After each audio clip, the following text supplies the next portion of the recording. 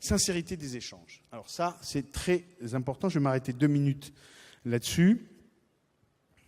On pense que la communication que j'ai avec mes équipiers, c'est quelque chose qui consiste à, très souvent, à leur faire passer un message, à les convaincre d'eux, à leur faire comprendre que, vous voyez.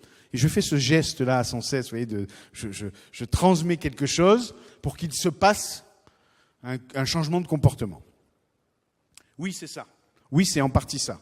Mais la communication, c'est beaucoup plus que ça. La première définition du mot communication doit dater du XIIIe siècle, et c'est l'art et la manière d'être et de faire des choses ensemble. Je trouve que c'est une très belle définition du mot communication, l'art et la manière d'être et de faire des choses ensemble.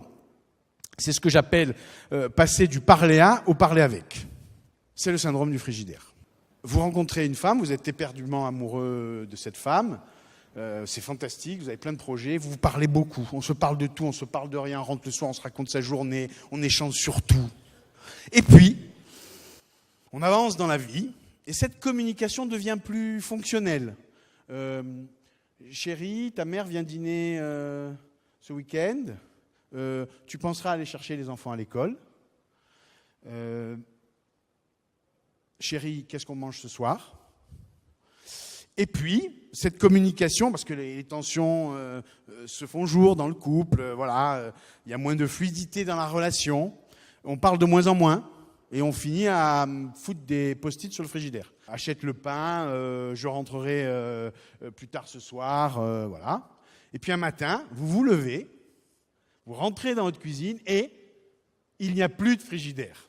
Plus la relation est tendue dans une équipe, avec ses équipiers, plus notre communication doit être riche et volumineuse, j'ai envie de dire.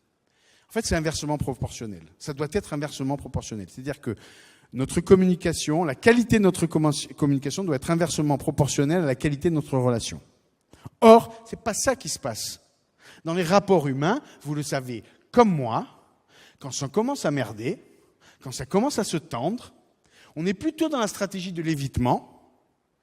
Si je pouvais éviter de le croiser ce matin, ça serait pas mal. Voyez ? À tel point qu'on va même changer le trajet qu'on prend pour aller jusqu'à son poste de travail pour l'éviter. Et là, je vois des petits sourires parce que ça vous rappelle des images. Et qu'est-ce qu'on fait ce faisant ? On entretient cette non-qualité de la relation. Et moins on se parle, moins ça va, moins on se parle, moins ça... Et donc ça génère un climat, une dimension émotionnelle, parce qu'après on est dans le fantasme, il m'en veut, qu'est-ce que je lui ai fait, c'est vraiment un con, ça je vais y arriver après sur c'est vraiment un con. Voilà. Donc, syndrome du frigidaire, très très important.